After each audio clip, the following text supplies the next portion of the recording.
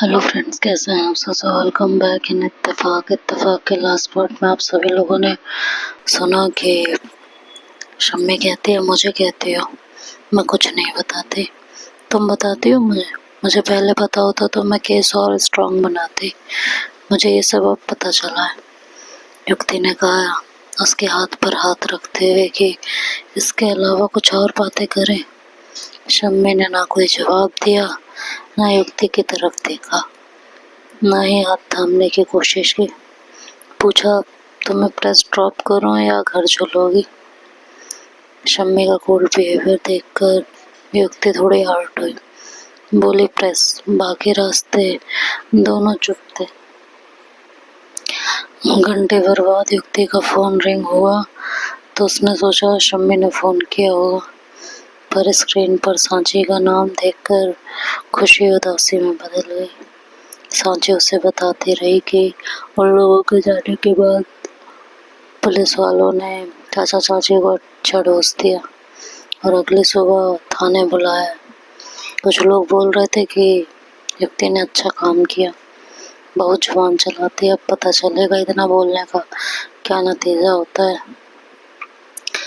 और मयंक के mummy papa भी कह रहे थे कि उन्हें लगा था तुम चुप रह जाओगी, मगर तुमने केस करके सही काम किया है।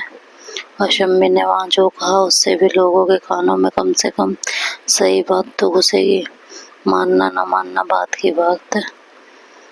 युक्ति की रेपुटेशन डाउन करने की कोशिश तो अब दोबारा नहीं होगी।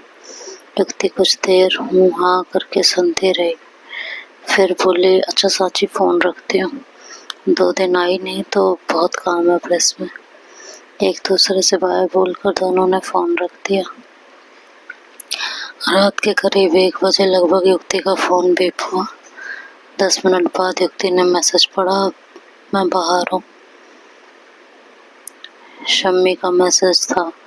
उसने मैसेज में पूछा कि बाहर क्या कर रही हो? इंतजार। युक्ति ने फोन मिलाया। शम्मी ने पिक किया तो युक्ति बोली इतनी रात में यहाँ क्या कर रही हो? अपनी गर्लफ्रेंड को पिक करने आई हूँ। नहीं आ सकती, अभी शिफ्ट खत्म होने में 1 घंटा बाकी है। कोई बात नहीं, मैं इंतजार करूंगी। अच्छी बात है। और फोन काटते हुए उसके चेहरे पे स्माइल आ गई। पूरी शाम और रात में ये पहली स्माइल थी। कुछ देर बाद प्रेस का गेट खुला और एक लड़का बाहर निकला। गाड़ी के शीशे के पास आया तो शम्मी ने शीशा डाउन किया तो लड़का बोला युक्ति मैम ने आपको अंदर बुलाया है, उन्हें भी टाइम लग जाएगा, आप अंदर आ जाइए। शम्मी गाड़ी लॉक करके लड़के के पीछे पीछे चल दी। लड़का उसे मामा जी के ऑफिस में ले आया। बोला आप बैठिए, मैडम थोड़ा काम में अभी आ जाएंगे, आपके लिए कुछ लाऊं, चाय कॉफी? शम्मी ने नहीं में सिर हिलाते हुए कहा नहीं कुछ नहीं, और सोफे पर बैठ गई। 15-20 मिनट बाद युक्ति ऑफिस में एंटर होते हुए बोली इतनी रात में यहाँ आने की तकलीफ क्यों उठाई? क्या करूं, मेरी गर्लफ्रेंड नाराज हो है। याद आ गई गर्लफ्रेंड की? भूली कब थी?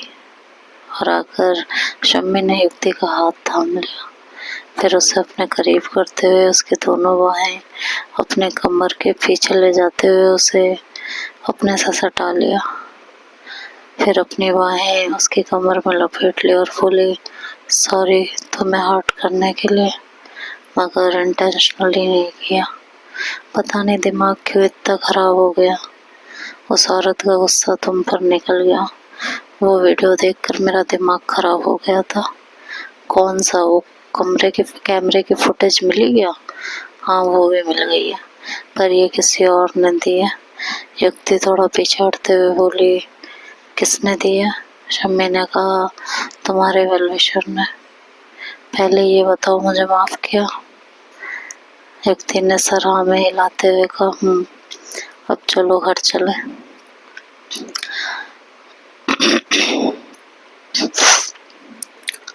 गाड़ी में बैठते हुए युक्ति ने फिर पूछा किसने दी थी वीडियो और कब थी? शम्मी ने कहा जब तुम्हारे चाचा जी आए थे और तुम बड़े ध्यान से उनकी बातें सुन रही थी, तब कोई तुम्हारे मोहल्ले का ही आदमी था, उसने नाम नहीं बताया उसने 2 वीडियो दी, एक तुम्हारे जाने की बात की है। बहुत पूछा तो उसने बस इतना ही बताया कि वो तुम्हारे चाचा चाची को पसंद नहीं करता और अगर कभी ज़रूरत पड़े तो वो हेल्प करने को तैयार है। तब नाम पता मालूम हो जाएगा। अभी आपके मतलब की चीज़ आप तक पहुंच गई है और सही है, उसने इतनी हेल्प कर दी है। आजकल कोई भी फालतू के लफड़े में नहीं पड़ता। युक्ति ने कहा, पर वो है कौन? जब नाम पता नहीं होगा तो हम उससे हेल्प कैसे लेंगे? शम्मी ने कहा, उसकी मर्जी होगी तो वो हेल्प करेगा, तुम्हारे चाहने से नहीं। और तुम्हें नहीं पता? उसे तो पता है तुम्हारे बारे में। अच्छा, भूख लग रही है, क्या खाओगे? युक्ति ने कहा, भूख तुम्हें लग रही है और पूछ मुझसे रही हो। शम्मी ने कहा, क्यों, तुम भी तो साथ खाओगी? मैंने खाना खाया था, मुझे भूख नहीं है। मुझे तो लगा था नाराज हो तो तुमने भी नहीं खाया होगा। अगर ऐसा करती ना शम्मी मैडम तो अब तक जिंदा ही नहीं बचती। इन महीनों में जाने कितनी बार तुमसे नाराज हुई हूँ और मनाया सिर्फ इस बार है। ऐसे ही ना खाती तो अब तक जाने क्या हाल होता मेरा। शम्मी ने कहा, हैव अ पॉइंट, पर साथ तो दोगे ना?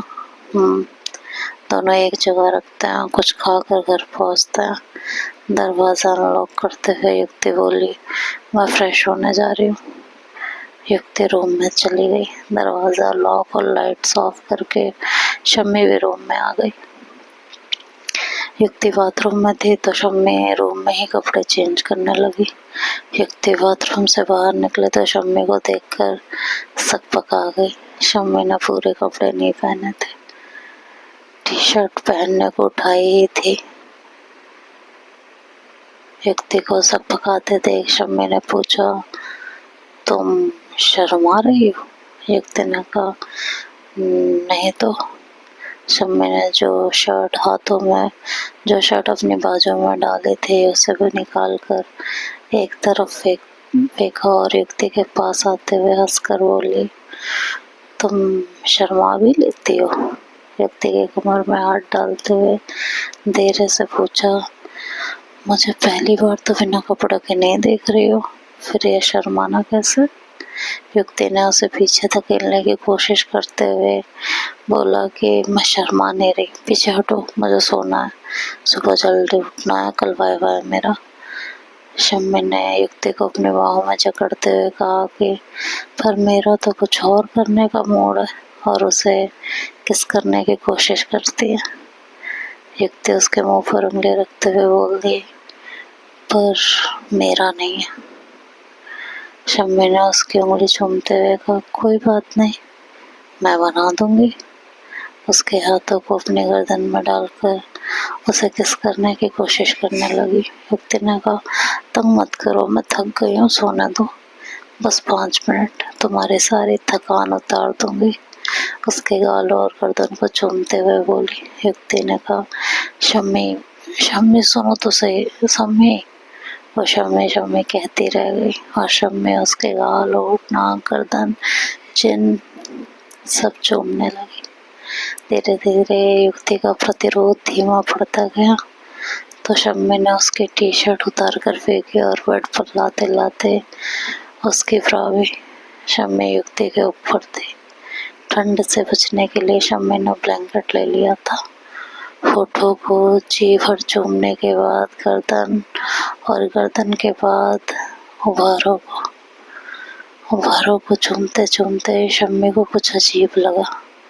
उसने चेहरा उठाकर युक्ति को देखा तो युक्ति की आंखें बंद थी। शम्मी ने युक्ति को आवाज दी।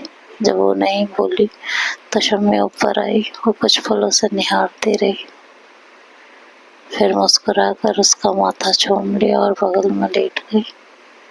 दोनों ने कमर से ऊपर कुछ नहीं पहना था तो उसने अच्छी तरह खुद को और युक्ति को कवर किया। सोचने लगी, युक्ति को टी शर्ट पहनाऊंगी तो उसकी नींद खराब होगी। फिर उसे हक करके खुद भी सो गई। सुबह युक्ति की नींद खुली तो खुद को बिना कपड़ों के देख चौंकी। फिर उसे रात की याद आई उसने शम्मी को देखा जो निश्चिंत सो रही थी। उसके बदन पर भी कपड़ा नहीं था। युक्ति को ध्यान आया वो ऐसा 2 बार कर चुकी है। तो सोचने लगी यार मैंने शम्मी के साथ 2 बार ऐसा किया है। फिर घड़ी में टाइम देखा तो 6 बज रहे थे। अभी थोड़ा टाइम है, सो ही जाती हूँ। फिर वो शम्मी से चिपक कर लेट गई। कभी उसकी बड़ी घनी पलकें देखती तो कभी नाक कभी होठ। धीरे से अपना सर उठाया और औंधी हो हाथ पर अपनी चिन टिकाकर प्यार से शम्मी को निहारने लगी। बीच बीच में कभी धीरे से होठ चूम लेती तो कभी नाक तो कभी गाल। कभी प्यार से शम्मी के गाल सहलाती तो कभी होठ पर उंगलियां फेरती। कुछ देर बाद उसके सीने पर सर रख कर लेट गई और फिर से युक्ति की आंख लग गई। कुछ देर बाद युक्ति को अपने बदन में सनसनाहट सी महसूस हुई। उसे लगा कोई उसके कानों को चूम रहा है और सरगोशियां कर रहा है। उसने आंखें खोलने की कोशिश की और इसी पल शम्मी ने उसे अपनी बाहों में संभाल करवट ली। युक्ति की नींद टूटी। शम्मी के होठ युक्ति के कानों, गर्दन, पीठ, कंधों, गालों पर चुंबन की बरसात कर रहे थे और हाथ उसके बारों से खेल रहे थे। युक्ति का बदन कुछ थोलसाई नींद की अंगड़ाइयों से टूट रहा था और कुछ शम्मी की उंगलियों और चुंबनों की मादकता में झूम रहा था।